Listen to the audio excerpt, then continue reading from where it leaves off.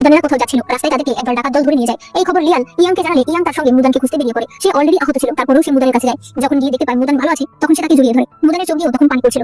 একটু পরে ইয়াং অজ্ঞান হয়ে যায়। শাওচুন তার চিকিৎসা করে। পরদিন ইয়াং এর জ্ঞান ফিরলে মুদান বলে, আসলে এরা ডাকাত নয়, এরা মূলত এই গ্রামের লোকেরা, যারা মুদান আর শাওচুনকে ধরে নিয়ে এসেছে এই গ্রামের মানুষের চিকিৎসা করার জন্য। এরপর ইয়াং সকালবেলা ঘুম থেকে উঠলে লিয়াং তাকে বলে, ওইদিন আপু আপনাকে যে হেয়ার পিনটা দিয়েছিল ওটা আসলে আমি ভেঙেছিলাম, আমি আসলে আপনাকে হিংসা করতাম। লিয়াং বলে, আজ তাহলে কেন সত্যি বলছো? লিয়াং বলে, কাল আপনি এত অসুস্থ থাকার পরেও আপুকে বাঁচাতে চলে এসেছেন, তাছাড়া আপুকে বাঁচানোর মতো আপনার ক্ষমতাও রয়েছে, তাই আমার মনে হয় আপু আপনার কাছেই ভালো থাকবে। ইয়াং বলে, ঠিক আছে, তুমি চিন্তা করো না, আমি তোমার আপুকে কিছুই বলবো না, কারণ তোমার ভালোবাসা আর আমার ভালোবাসা এক নয়। তোমার ভালোবাসা হলো ওর জন্য সম্মান, তুমি ওর আদরে থাকতে চাও, কিন্তু আমি ওর সমানে সমানে থাকতে চাই। তুমি চিন্তা করো না, ও আজীবন তোমার আপু হয়েই থাকবে।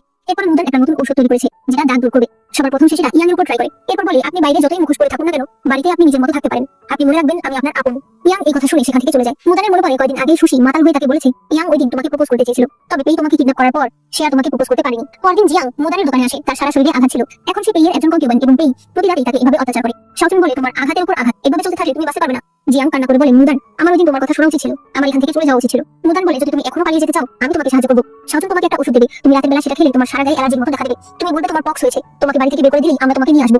জিয়াং তার এই কথাতে রাজি হয়। এদিকে লিয়াং মুদানকে সেই কথাটা বলে দেয় যে সে তার দেয়া হেয়ারপিনটা ভেঙে ফেলেছিল, আর ভাঙা হেয়ারপিন সে ইয়াংকে দিয়েছিল। সে নিজের অন্যায় স্বীকার করে। মুদান তাকে আর কখনো এরকম করতে না করে। এটা একটা সংসার, একটা পরিবার নষ্ট হয়ে যেতে পারে।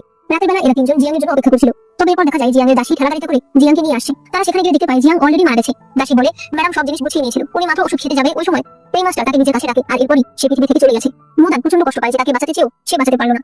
এরপরে ইয়াং আর মহারাজ বুঝতে পারে রাজধানীর অবস্থা খুবই খারাপ হচ্ছে। এখনই তাদের এত বছরের প্ল্যান কাজে লাগাতে হবে। ইয়াং বুঝতে পারে এখন তার জীবন ঝুলে থাকবে, তাই মুদানকে সে বলে চাঙান ছেড়ে চলে যেতে। তবে মুদান কোনোভাবেই তার কথাতে রাজি হয় না। সে বলে, আমি যাবো না, আমি মরতে ভয় পাই না। কিন্তু ইয়াং বলে, আমি ভয় পাই তুমি মরে যাবে, আমি সেটা চাই না। পরদিন ইউ মুদানের জন্য একটা ডিভোর্স লেটার নিয়ে আসে, যেটা ইয়াং পাঠিয়েছে। তার ভীষণ খারাপ লাগে। এরপর মুদান সবকিছু গুছিয়ে নিজের বাগানে চলে আসে। আর এক ফেস্টিভ্যালে সে নদীর পাড়ে তার জিনিসপত্র বিক্রি করতে আসে। দূর থেকে ইয়াং এই সবকিছু দেখছিল। এরপর মুদানের সঙ্গে ভিতরে কথা বলতে আসে, আর শেষবারের মতো ওয়াইন খেয়ে তাদের সকল সম্পর্ক শেষ করতে চায়। মুদান বলে, তারপরেও তুমি একবারও তোমার মনের কথাটা আমাকে বলবে না, তাই তো? ইয়াং বলে, তুমি আমার মনের কথা জানো। মুদান বলে, আমি তোমার মুখে শুনতে চাই। ইয়াং তখন বলে, হ্যাঁ, আমি তোমাকে ভালোবাসি, আমি তোমাকে আমার নিজের চাইতে বেশি ভালোবাসি, এজন্যই আমি চাই তুমি ভালো থাকো। আমার জন্য তুমি নিজের জীবন কেন দেবে বলো? মুদান বলে, তুমি আমাকে কি মনে করো আমি সেই ধরনের মেয়ে যে স্বামীর জন্য নিজের জীবন দিয়ে দেবো? নাকি আমি ঝামেলা থেকে নিজেকে রক্ষা করতে পারবো না? আমি শুধু চাই যতদিন আমরা একসাথে থাকবো ততদিন ভালো থাকবো।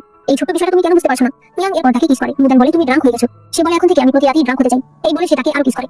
হাত করে করে বিছানায় নিয়ে যায়। বাইরে থেকে সবাই আলো নিতে দেখে তারা তো ভীষণ খুশি হয়ে যায়। পরদিন সকাল হলে মুদান ইয়াংকে কোথাও খুঁজে পায় না। দাফু যখন এটা জানতে পারে, সে রেগে একটা লাঠি নিয়ে আরো মেয়েদের নিয়ে ইয়াং এর বাড়িতে চলে আসে। তখন ইয়াং টাকার বক্স নিয়ে সেখানে আসে। সে বলে, তোমরা চলে এসেছো, আমি যেহেতু আমাদের বাজিতে হেরে গেছি তাই বাজির টাকাটা রেডি করছিলাম, কারণ বিয়ে তো আগে আমি করলাম। সে টাকা রেডি করতে এসেছে জেনে তারা সবাই চলে যায়। ইয়াং মুদানকে ঘরে নিয়ে আসে। সেটাকে একটা সুন্দর হেয়ারপিন পরিয়ে দেয়, আর মুদান ওই জোড়া দেওয়া জেডের হেয়ারপিনটা ইয়াংকে পরিয়ে দেয়। সে বলে যে সে সবকিছু জানতে পেরেছে যে লিয়ান এটা ভেঙেছিল।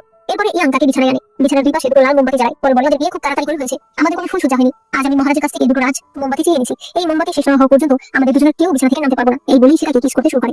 এরপর রাজাকে বন্দী করার দিন চলে এসেছে, তাই ইয়াং আর মুদান দাফু আর শাওচুনকে কিছু জিনিস আনতে অনেক দূরের এক শহরে পাঠিয়ে দেয়। বাড়িতে ছিল শুধু তারা দুজন।